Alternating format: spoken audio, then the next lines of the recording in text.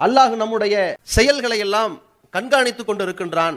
இன்னஹு அலீமுன் பிதாத்தி சுதூர், உள்ளங்களில் உள்ளதை கூட அவன் அறியக்கூடியவனாக, தெளிவாக அறிந்திருப்பவனாக இருக்கிறான். நம் கண் ஜாடையை கூட அல்லாஹ் அறிந்தவனாக இருக்கிறான். நஹ்னு அக்ரபு இலைஹி மின் ஹப்லில் வரீத், அவனுடைய பிடரி நரம்பை விட அருகாமையில் இருக்கிறோம் என்று அல்லாஹ் சொல்கிறான். அப்படி என்றால் நம்மை மிக அருகாமையில், நெருக்கமாக, துல்லியமாக அந்த ரப்புல் ஆலமீன் கண்காணித்துக் கொண்டிருக்கிறான். எனவே நாம் இந்த பாவத்தில் ஈடுபடக்கூடாது என்று ஒருவன் விலகுவானையானால் அதுதான் மிக சிறந்த இறையச்சம். அப்பொழுதுதான் அவன் யார் என்பது தனித்தன்மையாக விளங்கிவிடும். யார் நீ?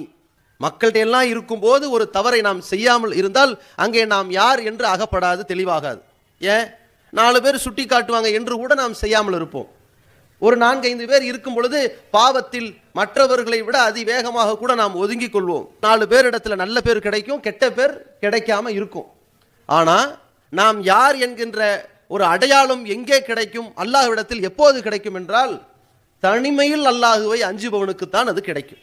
அந்த இறையச்சத்தை கற்றுக் கொடுப்பது, பக்குவப்படுத்துவதுதான் இந்த நோன்பு.